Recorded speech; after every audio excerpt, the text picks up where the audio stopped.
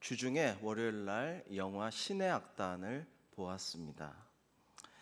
보신 분도 있겠지만은 안 보신 분은 꼭 한번 보시기를 적극 추천을 드립니다. 그리고 저와 같이 주변 사람들에게 많이 보시라고 이렇게 이야기도 하시고 권면도 하시고 또 같이 보시면 참 좋겠다, 그런 생각을 합니다. 복음을 전하는 영화라고 해서, 종교 영화라고 해서 전혀 지루할 틈 없이 아주 재미있고 배우들의 연기도 좋고 시간 가는 줄 모르게 잘 보았습니다. 그리고 중요한 것은 재미보다도 대단히 감동적이었다라는 것입니다. 여러분, 이게 영화 신의 악단은 북한의 그리스도인들의 실화를 바탕으로 만든 영화입니다. 그러니까 북한의 그리스도인들이 그런 박해도 받고 순교도 당하는 그런 것을 생각해 보면 북한에서도 그리스도인은 얼마나 불쌍한, 세상에서 가장 불쌍한 존재 아닐까, 그런 생각도 할 수가 있습니다만은, 그러나 그들의 이야기가 그토록 감동을 주는 것은 그 영화의 주인공들이 바로 팔복의 사람들이기 때문일 것입니다. 오늘 말씀에서 첫 번째로 우리는 하나님의 은혜를 기억해야 합니다. 미가서 6장은 마치 법정 장면처럼 시작이 됩니다. 하나님께서는 억울함을 토로하시며 이렇게 열변을 토하십니다. 너희는 여호와의 말씀을 들을지어다. 이르시기를, 내 백성아, 내가 무엇을 너에게 행하였으며 무슨 일로 너를 괴롭게 하였느냐? 너는 내게 증언하라 라고 하십니다. 여러분, 하나님께 원망과 불평과 수많은 이야기들을 하소연을 하고 하나님께 많은 이야기들을 하는 백성들에게 정말 하나님께서는 억울함을 말씀하고 계시는 것입니다. 가끔 우리의 기도를 들어보면 이게 기도인지 민원인지 소원수리인지 알 수 없을 때도 있습니다. 주님, 이건 왜 이렇고 저건 왜 저렇습니까? 왜 저 사람은 잘 됐는데 나는 이 모양입니까? 이것은 불공평하지 않습니까? 이런 이야기를 많이 할 때도 있는 것입니다. 심할 때는 주님이 만유의 창조주이시고 전능하신 만왕의 왕이시며 나와 온 세상의 구세주이신지, 아니면 부모의 온갖 요구에 시달리고 온갖 불평과 짜증을 접수하는 어린이집 원장님인지 헷갈릴 때도 있다는 것입니다. 어떤 분은 기도 제목이 너무 많아 노트가 모자란다고 하는데, 가만 보면 감사 제목은 한 줄, 불평 제목은 2페이지, 이렇게 쓸 때도 있습니다. 하나님께서는 이스라엘 백성에게, 내 백성아, 내가 너에게 뭘 그리 잘못했느냐? 내가 뭘 그렇게 너를 괴롭게 했느냐라고 물으시고 있습니다. 이어서 하나님께서는 깊은 안타까움 속에서 하나님께서 주신 은혜를 기억하라라고 말씀하시죠.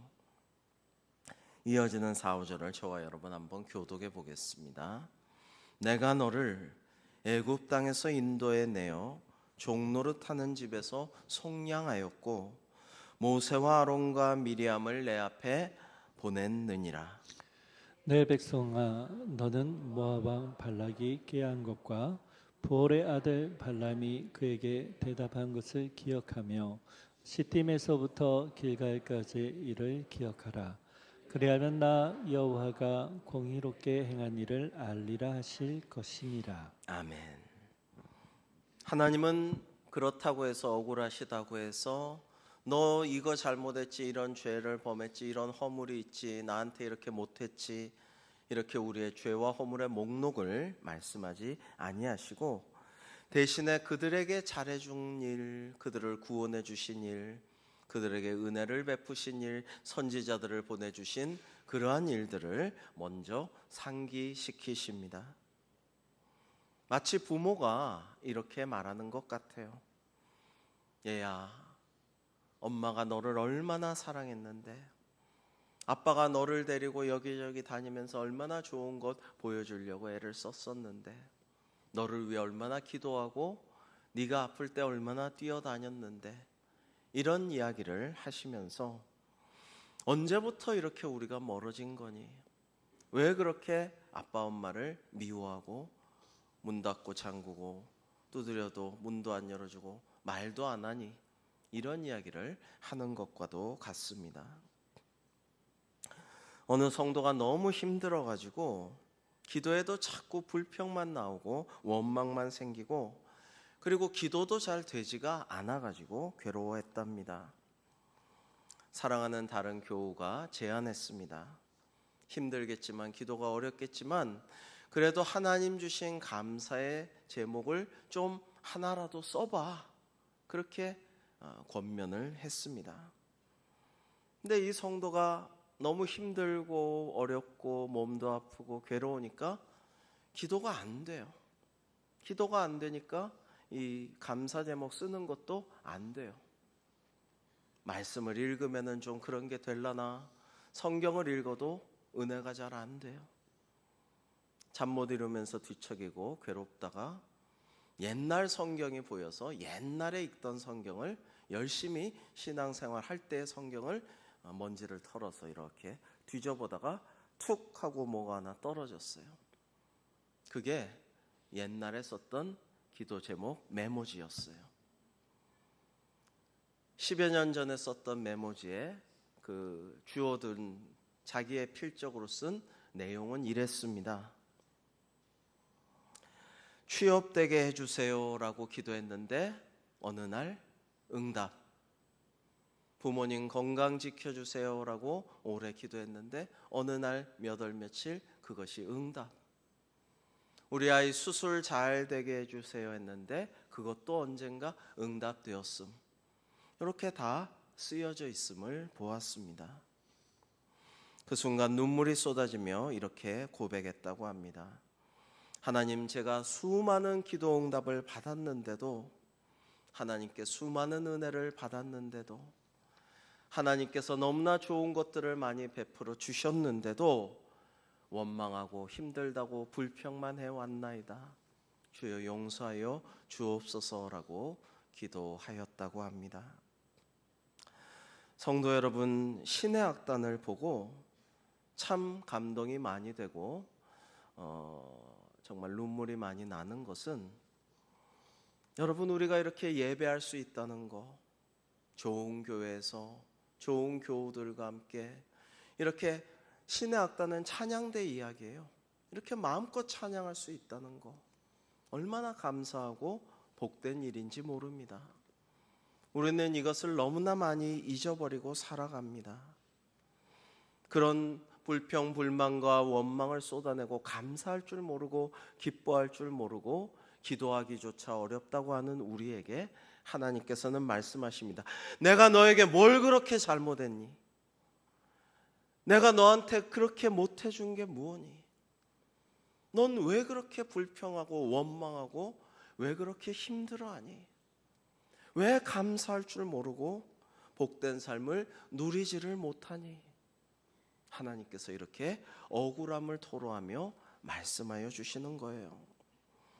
그래서 여러분 못 보신 분이 있으면 신의 악단을 꼭 보시고, 또 여러분의 전도 대상자에게, 사랑하는 가족에게, 친구에게 보라고 권면도 하시고, 또 같이 보셔서 한 번 더 보셔서 은혜를 나누시고, 중요한 것은 여러분 하나님께 받은 은혜를 상기하고 기뻐하고 감사하고 주님께 영광의 찬양을 올려드리는 우리가 다 되기를 주님의 이름으로 축복합니다. 두 번째로 주님께서 구하시는 것은 삶으로 드리는 예배임을 우리가 다시 한번 기억하고 떠올렸으면 좋겠습니다. 미가서 6장 6절 이하는 이렇게 이야기가 되죠. 내가 무엇을 가지고 여호와 앞에 나아가며 높으신 하나님께 경배할까? 내가 번제물로 1년 된 송아지를 가지고 그 앞에 나아갈까? 여러분 7절 한번 읽어보시죠. 시작. 여호와께서 천천의 순양이나 만만의 강물 같은 기름을 기뻐하실까? 내 허물을 위하여 내 맏아들을 내 영혼의 죄로 말미암아 내 몸의 열매를 드릴까? 여러분, 근데 이 이야기는요, 백성들의 생각이에요. 더 큰 제사를 드리고 더 값비싼 예물을 바치고 내가 정말 열정을 가지고 열심히 노력해서 예배하고 하나님 기뻐하실 만한 거 내 생각대로 하면 되겠거니라고 생각합니다. 근데 그게 아니에요. 자기 수준으로 생각하지만 하나님께서 그런 걸 좋아하시는 게 아니다라는 겁니다. 유명한 미가서 6장 8절 말씀을 같이 한번 읽어 보시겠습니다. 시작. 사람아, 주께서 선한 것이 무엇임을 내게 보이셨나니 여호와께서 내게 구하시는 것은 오직 정의를 행하며 인자를 사랑하며 겸손하게 내 하나님과 함께 행하는 것이 아니냐. 아멘. 하나님께서 원하시는 것은 정말 많은 것, 값비싼 것, 너무나 우리의 노력을 요하는 것, 이거를 원하시는 게 아니고요. 그러나 본질을, 핵심을 원하셔요. 정의롭게 살아가기를 원하십니다. 옳은 것은 옳다고 말하고 불의는 불의하다고 말할 줄 아는 사람으로 살기 원하시고, 인자라는 것은 사랑입니다. 끊임없이 이어지는 steadfast love, 지속적인 하나님의 사랑을 인자, 헤세드라고 합니다.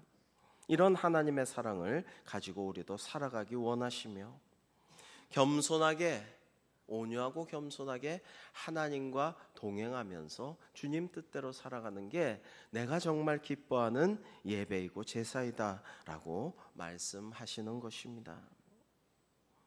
여러분, 하나님께서는 화려한 예배보다 우리가 진정으로 드리는, 하나님께 드리는 사랑의 마음, 그리고 하나님의 말씀을 지켜서 우리 이웃도 내 몸처럼 사랑하는 주님을 닮은 성품의 사람으로 살아가기를 원하시는 줄 믿습니다.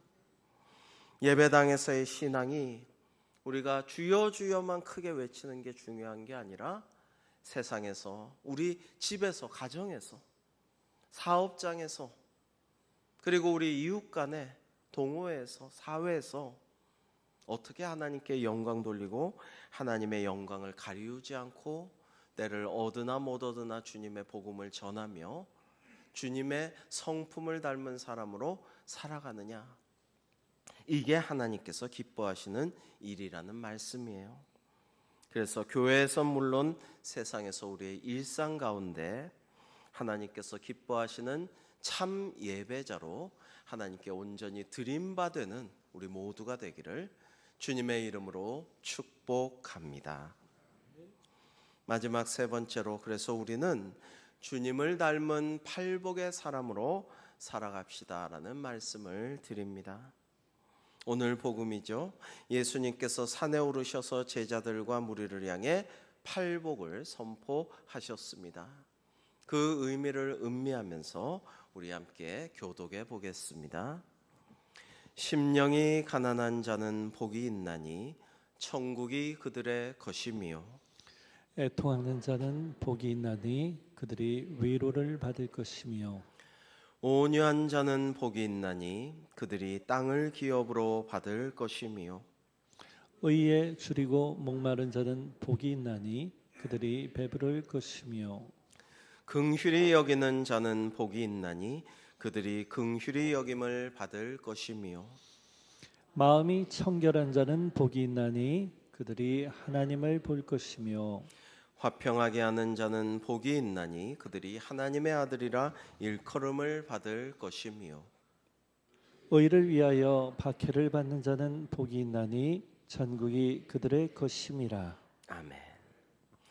여러분, 심령이 가난한 자가 복이 있다고 하십니다. 그들이 위로를 받을 것이다.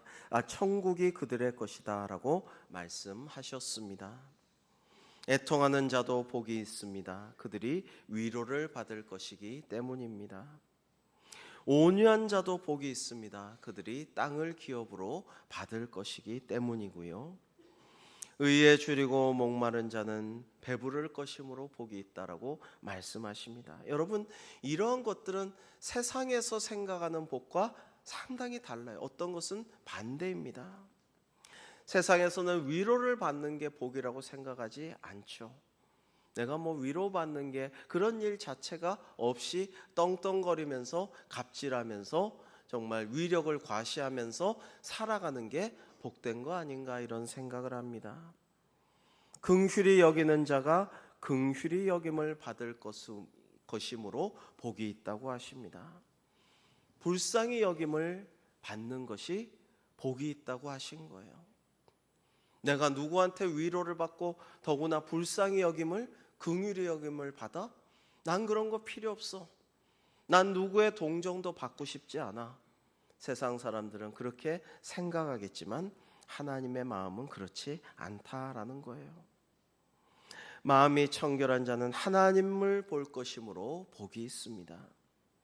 세상 사람들은 하나님을 안 봐도 좋고 부끄러운 죄인으로 살아가므로 하나님을 안 만났으면 좋겠다라고 생각하지만 그렇지 않다라는 것입니다. 화평하게 하는 자는 하나님의 아들이라 일컬음을 받을 복이 있는 자이고요. 특별히 의를 위하여 박해를 받은 자는 복이 있나니 천국이 그들의 것임이라고 말씀하십니다. 여러분, 이것은 정말 세상과는 많이 달라 보이는 복입니다만 주님께서는 이러한 복을 받는 자들이 팔복을 가진 자들이라고 말씀하십니다. 여러분, 이 팔복에 대해서 가만 생각해 보면 이 팔복은요, 예수님의 성품을 가진 자들이 받는 복이라고 할 수가 있어요. 바로 예수님의 성품으로 긍휼히 여기고 의에 줄이고 목말라 하며 마음이 청결하시고 화평하게 하셔서 몸소 화목제물이 되신, 의를 위해서 박해를 받아 죽기까지 하신 이런 모습들, 이런 성품들, 이러한 것을 우리가 본받을 때 주님 말씀하신 팔복을 우리가 누리게 될 줄로 믿습니다. 여러분, 우리 구주 예수님을 닮은 자가 진정 복 있는 자다라는 말씀을 하시고 있는 거예요. 그리고 아까 미가서에서 말씀하신 하나님 기뻐하시는 정의, 인자, 겸손이 하나님과 동행하는 그런 모습, 팔복의 사람들이 보여주고 있는 것입니다. 종종 이렇게 말하는 분이 있습니다. 아이고 내 팔자야, 내 신세는 왜 이 모양이냐. 그러나 예수님은 말씀하십니다. 팔자가 아니라 팔복의 사람으로 살아라 라고 말씀하십니다. 세상 팔자는 태어날 때 정해졌다고 하지만 팔복은 매일매일 우리가 선택하는 삶의 방향입니다. 우리가 스스로 그러한 예수님의 성품을 선택하고 주님을 닮아 주님과 동행하며 따라가려고 하면 우리에게 하나님께서 복을 주시고 상을 주신다라고 말씀하고 계시는 것입니다. 여러분, 하늘나라의 복을 아는 사람은 소네 같아도 기뻐하고 감사하면서 주님께서 걸어가신 십자가의 길을 따라 걸어갑니다. 그리고 주님 가라고 하신 좁은 문을 향해 걸어갑니다. 왜냐하면 결말이 어떻게 될지를 알고 확신하기 때문이죠. 여러분, 어느 성도님은 늘 손해보는 사람처럼 보였습니다. 양보하고 참아주고 져주고 손해를 감수하고 먼저 사과하고 화평케 하려고 노력했습니다. 주변에서 왜 그렇게까지 하세요? 너무 손해보는 것 같아요 라고 하자 그분은 저는 이미 엄청난 복을 받은 사람이기 때문에 좀 양보해도 조금 손해봐도 좀 져줘도 괜찮습니다. 많이 남습니다. 걱정하지 마세요라고 웃으면서 말했습니다. 이것이 팔복을 받은 사람의 고백, 심령이 가난한 자의 고백, 온유하고 의를 위해 손해도 감수하는 자의 고백이라 할 수 있죠. 그런데 이런 삶은 손해보는 삶이 아니라는 것입니다. 하늘에 투자하는 인생이기 때문입니다. 여러분, 코스피가 안 될 거라고 했는데 사상 최초로 5천을 넘어섰다고 합니다. 그러나 여러분, 주가라는 게 올라갔다 내려갔다 왔다 갔다 하는 것입니다. 금값이 폭등했다고 금을 사자고 많은 사람들이 이야기했습니다만 또 누군가의 말 때문에 금값이 폭락했다는 소식도 들립니다. 여러분, 세상 것에 너무 일희일비하지 마시고, 그리고 썩어져 없어져 버릴 세상의 재물에 너무 괴로워하거나 또 너무 즐거워하지 마시고, 썩어져 버릴 보화를 너무 쌓지 말고 하늘의 보화를, 영원히 썩지 않는 영원한 보화를 하늘에 쌓는 우리의 삶이 되기를 간절히 소망합니다. 여러분, 그래서 얼마 전에 군에 입대하기를 앞두고 기도받으러 한 청년이 왔고, 또 첫 휴가를 받은 청년이 와서 축복하고 이야기도 나누고 기도도 해 주었습니다. 근데 많은 이제 군에 막 입대하는 청년들에게, 또 훈련소에서 군에서 이등병들에게 많은 사람들이 그런 조언을 합니다. 가장 큰 조언은 그런 것일 것입니다. 저희 때는 그랬습니다. 너무 잘하려고 하지 말아라. 너무 1등 하려고 하지 말아라. 너무 튀지 말아라. 눈에 띄지 말아라. 그렇다고 꼴찌에서도 안 되지. 중간만 가라. 남 하는 대로만 따라가라. 남들 하는 대로만 묻어가라. 그러면 국방부 시계는 거꾸로 달아나도 간다. 그런 얘기들을 했어요. 여러분, 그러나 저는 그런 얘기는 해주지 않았습니다. 정말 진심으로 축복하고 기도해주고 대화도 나누면서 그리스도인답게, 주님의 제자답게 잘 다녀와라. 안전하고 건강하기를 기도하고 축복하면서 하나님을 인격적으로 정말 잘 만나서 성령 충만해서 돌아오기를 바란다.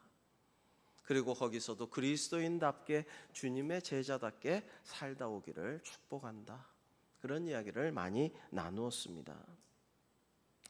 여러분, 이번에 미랄 사랑의 음악회에 우리 목사님께서 실로암을 찬양을 하자 해서 함께 하였습니다. 사랑의 음악회뿐만 아니라 이번에 신의 악단도 맨 처음 나오는 찬양이 실로암이었습니다. 그걸 보니까 제 군대 시절 생각이 나더군요. 정말 첫 이등병, 첫 훈련을 야간 산악행군을 하는데 정말 힘들고 지치고 무엇보다도 지겨웠습니다. 깜깜한 밤에 야간 산악행군만 하는데 무거운 군장과 총에다가 저는 박격포까지 하나 더 얹어가지고 가는데 힘든 것도 힘든 거지만 너무나 지겨워요. 그 밤길을 계속 걸어가는 것이 괴로웠습니다. 근데 이등병 첫 훈련하는 저만이 아니라 다 마찬가지예요. 고참 병장도 힘들고 지겨운 건 똑같습니다. 군가도 하고 그래요. 힘을 내자고. 그러나 군가도 이것저것 하다 보면은 지치고 재미도 없고 또 하기도 힘듭니다. 이등병 때는 화장실도 정말 허락받고 가야 되고 정말 잔뜩 공기가 들어있고 어찌할 바를 모르고 함부로 행동할 수가 없는 때죠. 그러나 한참을 새벽에 걸어가다가 몇 날 며칠 그렇게 걸어가다가 어느 날 제가 실로암을 불렀어요. 행군하면서 실로암을 크게 불렀습니다. 전도하고 싶어서요. 어두운 밤에, 캄캄한 밤에 새벽을 찾아 떠난다.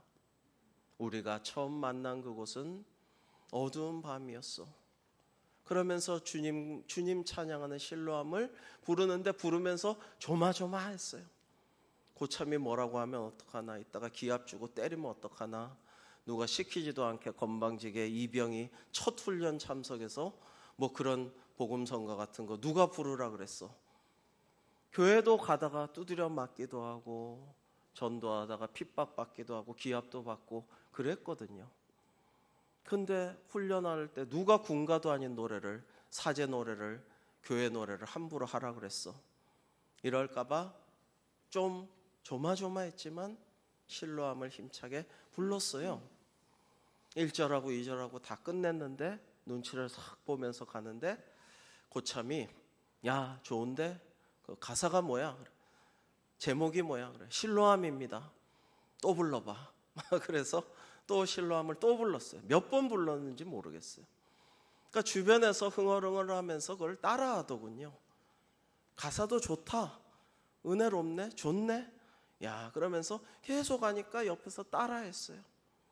그 주간에 전도도 해서 교회에 같이 가기도 했어요. 여러분 우리가 때로는 핍박을 받을 수도 있습니다. 그러나 때를 얻으나 못 얻으나 전도하라신 주님의 말씀대로 전도도 하고 선교도 하고 구제도 하고 뭐 오지랖 넓게 그거 그렇게 전도하려고 하느냐. 너나 잘해라. 교회가 이렇게 비난받고 조롱받고 있는데 아직도 교회 다녀? 너나 잘해. 이런 말을 하는 세상이지만 아니요. 우리는 주님의 말씀을 따라 살아가야죠. 오늘 팔복 다음에는 의를 위하여 박해를 받은 자는 복이 있나니에서 특별히 11절과 12절이 붙어 있습니다. 우리 11절과 12절을 교독해 보겠습니다. 나로 말미암아 너희를 욕하고 박해하고 거짓으로 너희를 거슬러 모든 악한 말을 할 때는 너희에게 복이 있나니 기뻐하고 즐거워하라. 하늘에서 너희의 상이 큼이라. 너희 전에 있던 선지자들도 이같이 박해하였느니라. 아멘. 여러분 천국 가면 우리에게 주님께서 물으실 것은 너 얼마나 벌었느냐, 얼마나 땅에 쌓아놨느냐, 얼마나 가졌느냐, 어떤 지위에 누렸느냐, 뭐 너의 좋아요 팔로워 수가 얼마냐, 이런 것은 전혀 아니죠. 얼마나 나를 따라 십자가의 길을 걸어왔느냐, 얼마나 나의 성품을 따라 팔복의 사람으로 살아왔느냐, 얼마나 말씀을 실천하며 살았느냐, 이런 것을 물으시겠죠. 여러분 히말리아의 고산지대에는 양을 매매할 때 특이한 풍습이 있답니다. 이 산비탈에 양을 세워놓고 팔 사람과 살 사람이 지켜본대요.